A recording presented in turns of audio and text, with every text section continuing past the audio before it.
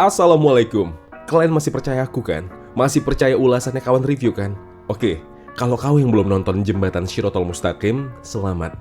Kau baru aja menghemat waktu, duit, dan kesehatan mental kau.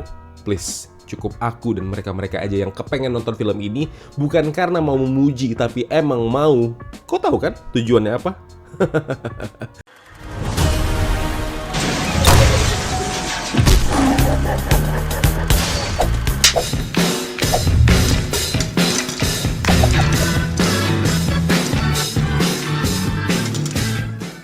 Aku kira setelah Siksa Neraka dihujani kritik pedas, film Umbara selanjutnya bakal ada peningkatan. Ternyata malah makin parah.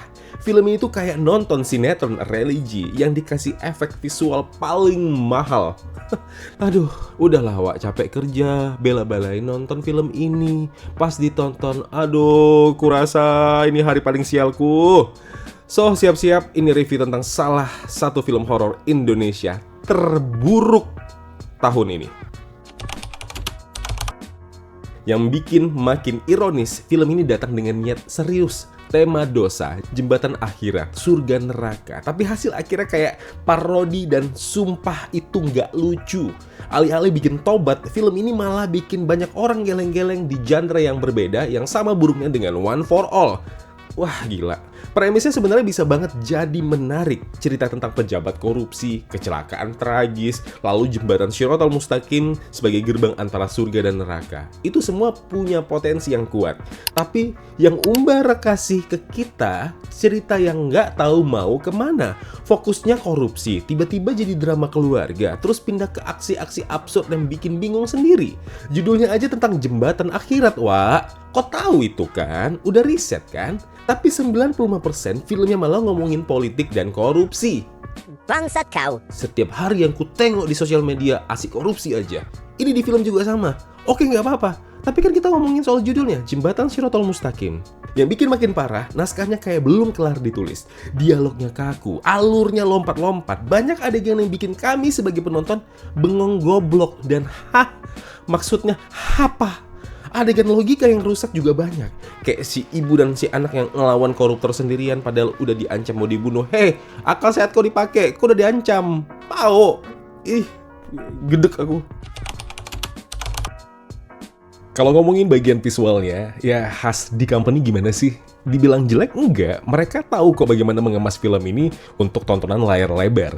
Tapi masalahnya, dengan kepedean setinggi itu, menganggap bahwa apa yang mereka kerjakan akan menghasilkan sesuatu yang sempurna, padahal sebenarnya celah-celah yang bisa dikritik itu banyak banget. Apalagi ekspektasi kita tentang jembatan Shirotol Mustaqim antara surga dan neraka. Tentu kita punya ekspektasi tinggi bagaimana film ini memvisualisasikannya. Dan hasilnya, ya begitulah kan. Tapi yang dikasih film ini kayak mana Siksa Neraka ya 11-12. Cuma karena ini mengangkat jembatan Shirotol Mustaqim. Tunggu, ini aku ingatkan ke kalian ya, terutama Gen Z, TikTok, dan segala macam yang agak goblok.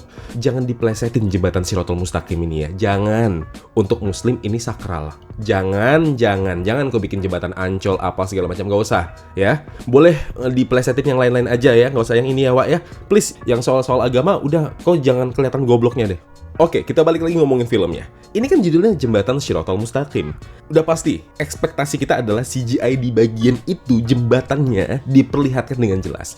Momen paling sakral yang harusnya bisa bikin merinding penonton yang relate, justru malah buat gumoh. Surga di sini digambarkan sangat menyilaukan, men. Aku tidak tahu apakah yang riset memang sudah pernah ke surga.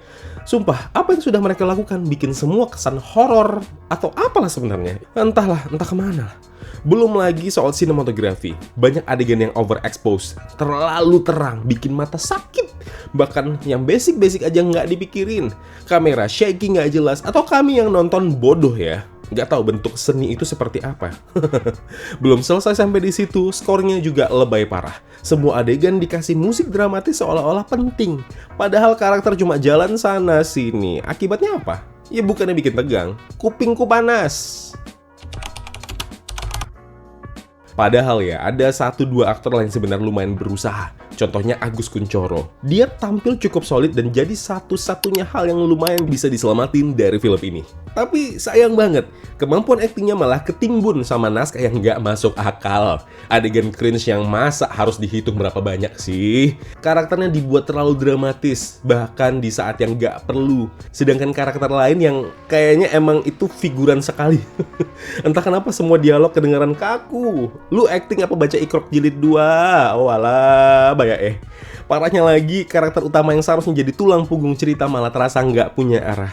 Si anak cuma nangis dan teriak-teriak. Si ibu bikin keputusan bodoh gara-gara ondak rasanya kucakar kursi bioskop semalam.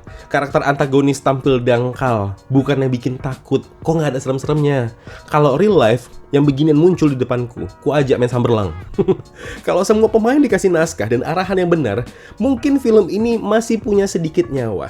Tapi dengan naskah amburadul kayak gini, acting bagus pun nggak bisa nyelamatin keadaannya. Paham? Film ini niatnya mau ngasih pesan moral tentang dosa. Nggak usah jadi koruptor lah kau. Dan bertanggung jawab di akhirat nanti dengan apa yang sudah kau buat selama hidup di dunia. Tapi cara penyampaiannya beneran berantakan.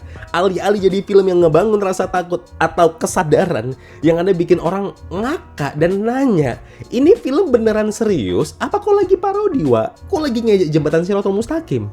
Apa? Kan ada first reaction pas nonton film ini, gala premier kemarin. Udahlah, bayar.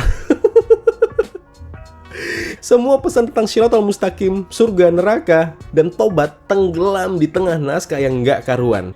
Penontonnya bukan mikir, wah ini ada peringatan tentang dosa, aduh aku banyak dosa, aku takut masuk neraka. Tapi justru yang kepikiran, aduh kenapa lah harus kukeluarkan duit sebanyak itu untuk beli tiket nonton film ampas ini. Cabai mahal bangsat, mending aku beli itu.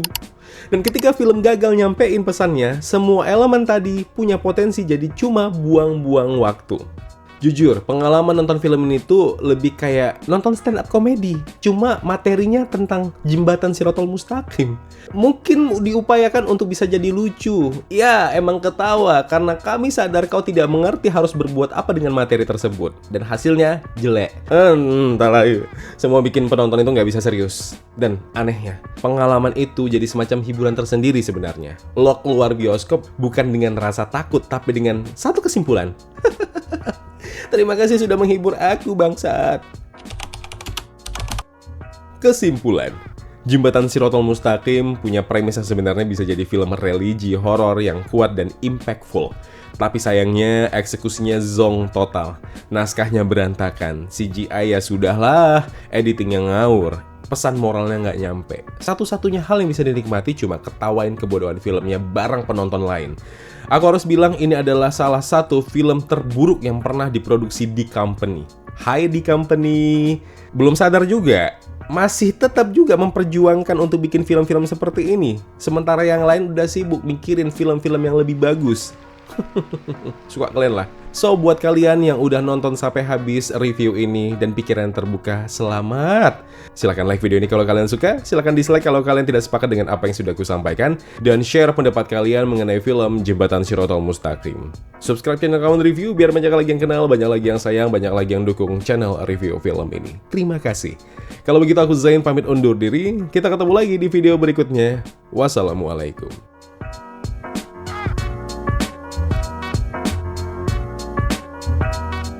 Ya kawan-kawan, terima kasih telah menonton video review ini. Jangan lupa klik tombol like ya kalau kalian suka, klik tombol dislike kalau tidak suka. Klik juga tombol subscribe dan bell notifikasinya, biar nggak ketinggalan review film terupdate lainnya. Kalau begitu aku Zain pamit undur diri. Terima kasih, jaga kesehatan, tetap positif, dan jangan lupa bahagia.